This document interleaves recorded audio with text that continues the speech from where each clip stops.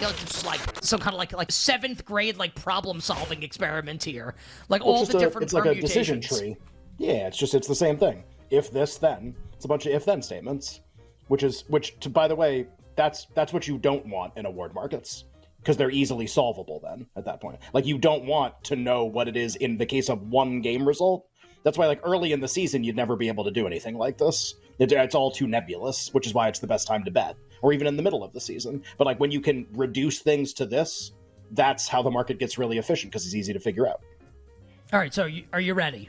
I think I've got all of this right. I think you got, and just for people, like, this is what Nick thinks. I think we even disagree on a couple of these. So these are all the if-then statements for the rest of the season, and who we think would win MVP in them.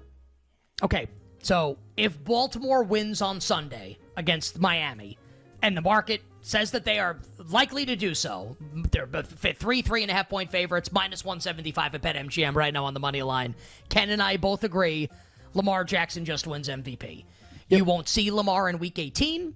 The Ravens will have clinched home field advantage in the bye in the AFC playoffs. Tyler Huntley would play Week 18 against the Pittsburgh Steelers. So if Baltimore wins, Lamar Jackson. So now we get to the fun part of the old decision tree, which is if Miami beats Baltimore on Sunday.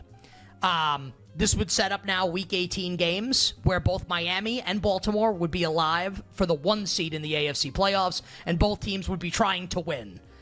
So both teams are Miami's going to have to try and win Week 18 against Buffalo no matter what. The Ravens will have to try and beat the Steelers if they lose this game, obviously coming up on Sunday to Miami. So if Miami wins on Sunday and then beats Buffalo, but Baltimore beats Pittsburgh, which means that Baltimore is still the 1 seed in the AFC, then it will be Lamar. Or, excuse me, then it's Tua, because Miami will be the one. I'm sorry. This is the one... I'm still a little under the weather, and like, who do you think wins? I apologize. So just to recap, we'll have a recap of the recap. Miami beats the Ravens on Sunday, then Miami beats Buffalo, and while that's happening, Baltimore also wins, which secures them the 1 seed. Miami will have closed hot; they would have won these games, but Baltimore still gets the 1. Who do you think wins MVP in that situation? I think if Baltimore gets the 1, then Lamar wins MVP. I agree. If Miami gets the 1, I think Tua wins MVP. And there is a scenario where... Well, let's do that one real quick, because we just glossed over that one. We spent like a minute on the other one. So that's everything we just said. Miami beats Baltimore. Then Miami beats Buffalo. So again, closed like white hot, beat everybody. And then Pittsburgh upsets Baltimore, which gives Miami the 1 at the end of the season. So Miami closes win-win. Baltimore closes loss-loss. You think that's the Tua path, just to be clear. I think that is the Tua, correct. I think that's the one where I have the least idea what would happen. I'm just not sure Tua would win with Tyreek on the same. Like, I think Tyreek Offensive Player of the Year becomes extremely live. I think the 1 seed, and he's the best skill position player. And he probably will have played at least reasonably well in the 2 games. I think people look at the Jets game, and I know it's the Jets, but I think people just look at the Jets game and say, like, look what they did without him. I scored 30 on that game, 30-0. Now look, like, Wilson gets concussed. The Titans game. Right. But they dominated that game, like, without Tyreek Hill. Do you have inside info on this? Do you have people that are like, is Tua, is this gaining some momentum just in terms of what you observe? I am of the sense that I think the people I speak to, I think really would like to vote for Josh Allen. But I think in this scenario, I don't see how you do, though, in this scenario. That's Miami beats Baltimore, they're the 1 at the end, and they beat Buffalo. How do you vote for Josh? You can't vote for Josh Allen. Like, the only way you vote for Josh Allen is if Buffalo wins the last 2 games. And you still need help, I think, and you need Baltimore to lose. But this is when we were talking about who's the second most likely player to win. The reason why I think it's Allen is that, like, I'm very confident if he gets the permutation, he wins. If you get the Tua run out, there's a part of me that I'm just not sure Tua would win. Like, I don't, and it's like, well, who would win? I honestly don't know. Like, I don't know.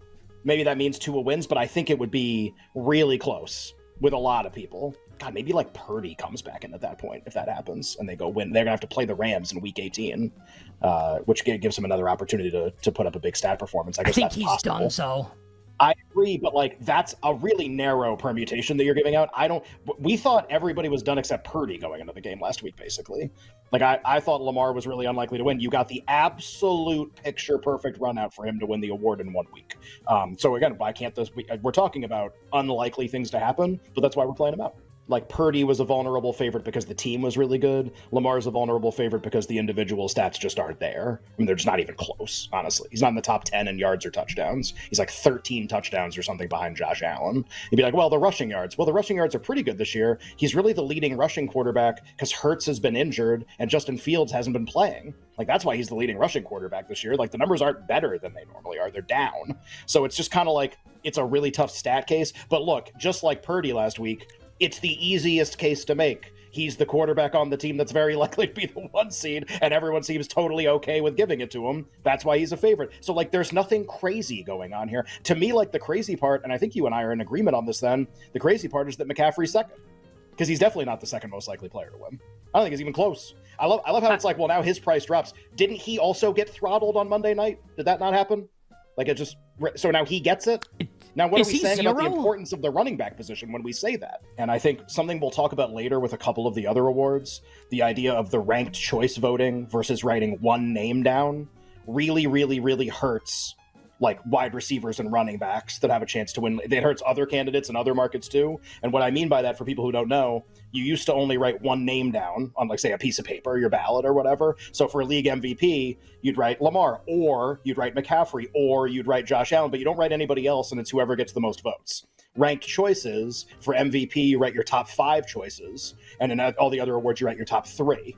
And it's a point system. So, like, the problem with McCaffrey is even if he gets a lot of firsts, he's also getting some not on the ballots. Because those will be voters that'll be like, well, quarterback's too important. Like, I can't vote for a skill position player. So, like, McCaffrey's not getting a lot of seconds and a lot of thirds. Like, that's very unlikely to happen. He would have to have an insane season. Tyreek was the only player I thought who was capable of doing that because the 2,000 yards are such a shiny kind of an object for people to vote for. So I agree with you on McCaffrey. I agree with you on who can win. I have trouble with, like, okay, if Lamar loses, am I really confident what happens next?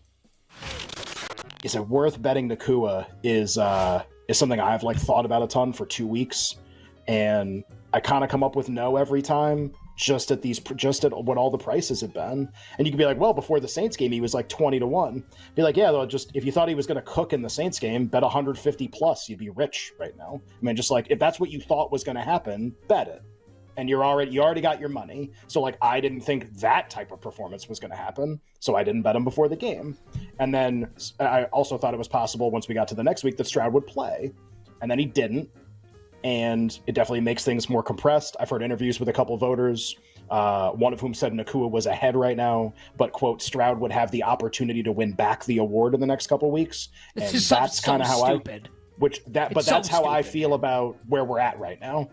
Where I think it's kind of like everyone's kind of on the edge of their seat, metaphorically or whatever, not really, but just sort of like on the edge of their seat being like, what does Stroud look like here? If it's the same as it was, I think he wins. If it's not the same as it was, I think Nakua either wins or it would be really close.